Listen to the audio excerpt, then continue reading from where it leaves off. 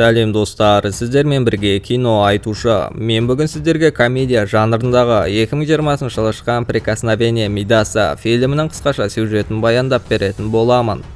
Бейне басталмас бұрын каналға жазылып лайк басып кетіңізші. Бұл сіздер үшін бірнеше секундтық іс, ал біз үшін үлкен қолдау. Ендеше кеттік. Фильм ұялшақ жігіт Феликстен бастау алады. Бастығы Рон оның әйелге қарап тұрғанын байқап, үстінен күлуде. Сен Тормоз ешқандай әйелдер туралы білмейсің және ешқашанда білмейтін боласың деп. Ал әйелдің есімі Сара, Ронның жаңа клиенті. Кейінірек жігіттің қасына әріптесі келіп әңгіме бастайды. Феликс менімен флиртовать ететін шығар деген үмітпен. Жігіттің аузын аша алмайтынын түсінгесін кетіп қалады. Бағанан бері сырттай қарап тұрған Сараның өзі келгенде жігіт кірерге тесік таппай қалады. Әйел маған заттарымды апаруға көмектесе аласың ба деп өтінеді. Ыңғайсыз түрде иә деп жауап бергесін олар бірге Сараның үйіне аттанады. Қоғамдық орынның қасынан өтіп бара жатқанда олар адамдарды өзінің семинарына шақырып жатқан Святославпен жолығып қалады.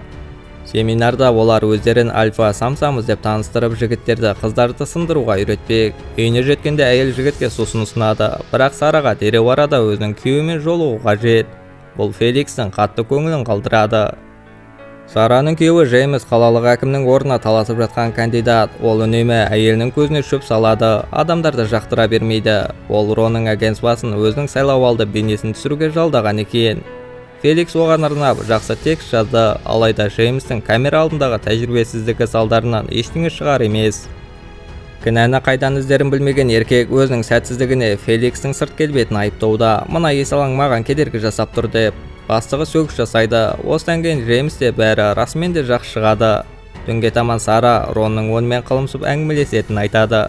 Бірақ күйеуі бұған мән бере қоймады, өйткені оның Сараны жақсы көрмей кеткеніне біраз болған. Келесі күні Святослав өзінің семинарын еркектерге өткізуде. Отырғандардың арасында басты жолы болмағышты іздеп Феликсті таңдап алады. Сахнаға шығарып оған қызбен сөйлесуді тапсырады. Ешқашан қыздармен сөйлесуде тәжірибесі болмаған Феликс сәтсіздікке ұшырап, залда отырғандардың күлкісіне қалады. Святославтың өзі мен саған бұндай жағдайда көмектесе алмаймын дейді. Өзін қорланған сезініп қалған жігіт барға барды. Ол жерде қасында бірнеше қыздар қоршап алған еркекті көреді. Қыздардың бәрі оны ерекше ұнататын секілді. Еркектің өзі болса, маған бірнеше минут демалуға мүмкіндік беріңдер деп Феликстің қасына отырады. Феликс оған таңғалыспен қарап отыр. Еркектің өзі болса оған қарғыс қойылған. Ол кез келген әйелді өзінің түртуімен-ақ оларды өзіне ғашық қылып алатынын айтады. Феликс керісінше бұл керемет емес пе деп сұрауда. Еркек 12 жыл алдын өзде дәл осылай ойлағанын, бірақ қазір бұдан қатты шаршағанын мойындайды. Әйелдердің қалауынан қатты шаршадым, өз қарғысымды біреуге беруді армандаймын деуде. Оны естіген Феликс маған беріңізші деп жалынады. Еркектің келісімінен кейін олар қандай да бір бейби деп ритуал жасап, Феликстің қолын ұстайды. Кейін қарғыстың кеткенін сынап көру үшін қасына тоқтаған әйелдің қолына тиіседі. Әйел оның бетінен бірақ ұрады, ал еркек болса өзін өмірдегі ең бақытты адамдай сезінуде. Қайта ойланбайтын шығарсың деп дереу арада ол жерден кетіп қалады. Келесі күні жолда кетіп бара жатып, Феликс кездейсоқ бір қызбен соқтығысып қалды. Соның өзі қыздың Феликсті ұнатып қалғаны жеткілікті болған секілді. Сатушыға ақшасын берейін дегенде сатушы қызда Феликстің қолын ұстап, естен кетпес сезімге бөленеді. Жігіт қарғысың расымен де жұмыс істейтініне көзі жетті. Қолына қолғап киіп алып отырған әйелге тиісіп көреді, бірақ ол ешқандай реакция берер емес. Ал қолғабын шешіп тиіскен кезде әлгі әйел оған жабыса кетеді. Қандай да бір уақыт аралығында Феликстің өзінің қыздарға байланысты барлық арманын орындап, бірақ кейінірек әйелдердің қалауынан шаршай бастайды. Тіпті маған бірнеше сағат демалуға мүмкіндік беріңдерші дегенде де қыздар оның артынан түсіп алып маза бермей қояды. Келесі күні Рон жұмыста әбден шаршаған Феликсті көреді. Сенің шаршағаның әйелдерден емес екені анық деп мазақ қылуда. Бірақ кейін қалай қыздардың сыртта тек Феликспен кездесу үшін күзетшілермен арпалысып жатқанын көріп, өз көзіне өзі сенбейді. Феликс ритуал бойынша маманға барады, өзінің қабілеті бойынша көбірек білу үшін. Эксперт бұл ритуалда осыдан бірнеше ғасыр бұрын басталғанын айтуда. Бір жігіт өзі мүлдем қызықтырмайтын бір қызға қатты ғашық болыпты.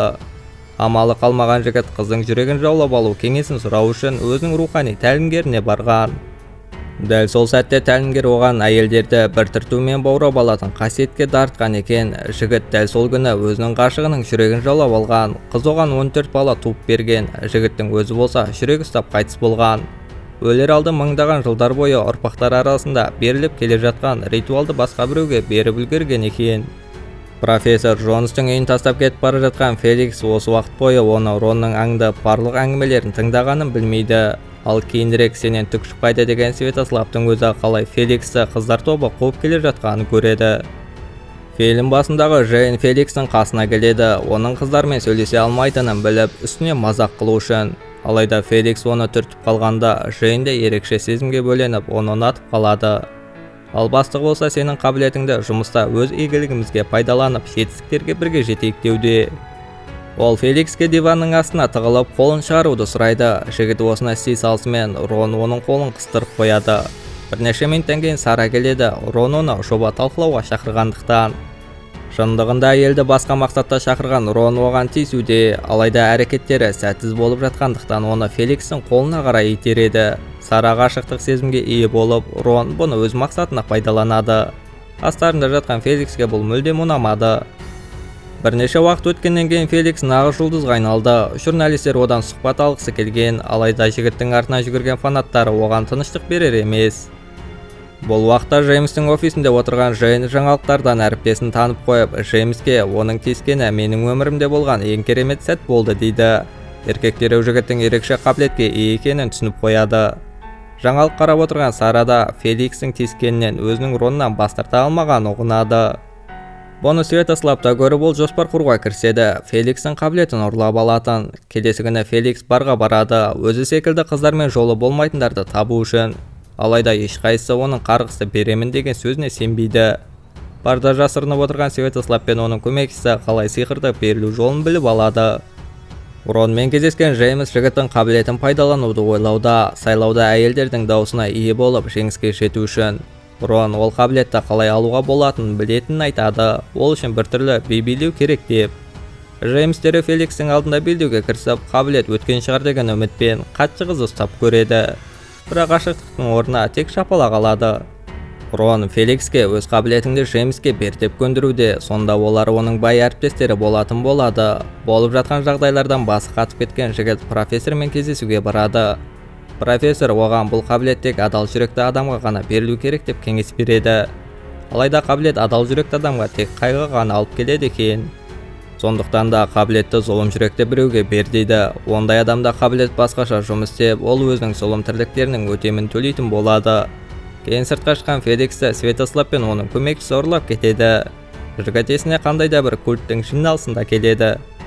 Сараға Феликстің қабілеті қызық болып тұр, сондықтан да ол жігітке қайта түртуді өтінеді. Сол сезімді қайта сезіну үшін Феликс екі қолымен түртейін деп шешеді. Мұндай сезімге әйел шыдай алмай есінен айырылып қалады.